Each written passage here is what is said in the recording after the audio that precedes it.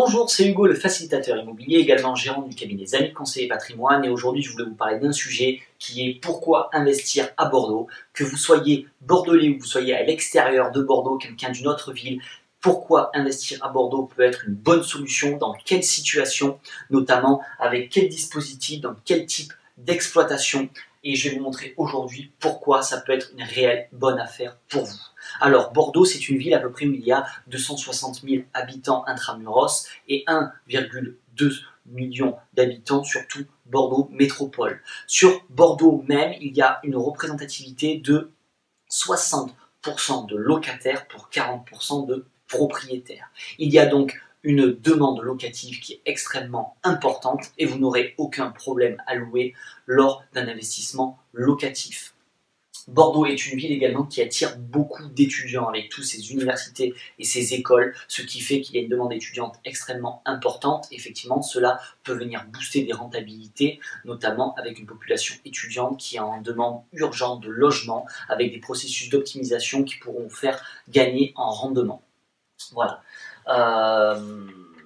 Il y a à peu près, du coup, Bordeaux est quand même la troisième ville la plus chère de France, donc effectivement un investissement pour vous au niveau de la rentabilité va être effectivement difficile à aller chercher. Cependant, ça peut être un très bon combo pour un investissement patrimonial et à la fois également rentable et locatif. Voilà.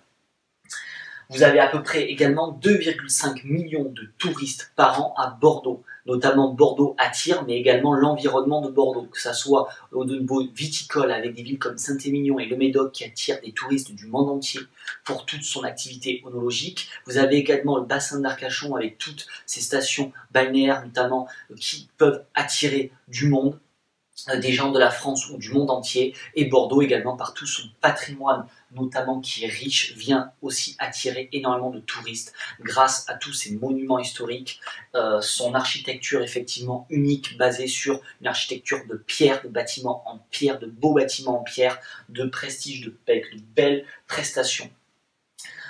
C'est une ville également qui est au patrimoine mondial de l'UNESCO. C'est également une ville où il y a un bassin d'emploi très important, de nombreux sièges sociaux d'entreprises multinationales viennent s'implanter ici, donc effectivement ça peut être une très bonne possibilité pour des personnes qui travaillent, qui viennent s'implanter à Bordeaux et qui n'ont pas de pied-à-terre, de pouvoir du coup avoir un appartement en location au départ. C'est également, comme je vous ai dit, un environnement qui est unique, proche de la montagne, proche de la mer, proche également de la campagne, avec de nombreux atouts. C'est également une ville avec de nombreux projets urbains en développement, que ce soit au sud ou au nord de Bordeaux. Le but va être vraiment de grossir, de faire grossir cette métropole et de venir connecter d'une bonne manière tous ces nouveaux quartiers qui pour 2022 ont de grosses ambitions et qui vont surtout venir augmenter la population de Bordeaux, donc forcément qui vont venir dynamiser un peu tout ce que je vous ai dit avant. C'est également une ville qui est ultra connectée, que ce soit au niveau du TGV à 2 heures de Paris en TGV, avec un réseau de bus très bien développé, un réseau de tramway qui est très actif tout au long de la journée, des pistes cyclables vraiment partout dans la ville, donc c'est vraiment bien réalisé au niveau du mouvement et de la logistique de transport au niveau de la ville de Bordeaux. C'est une ville, comme je vous dis, qui est très touristique, donc effectivement de nombreux touristes tout au long de l'année, ce qui vient également dynamiser en plus de tous les habitants de Bordeaux et qui vient dans tous les cas augmenter du coup la demande locative et notamment le roulement locatif si effectivement vous avez besoin de louer.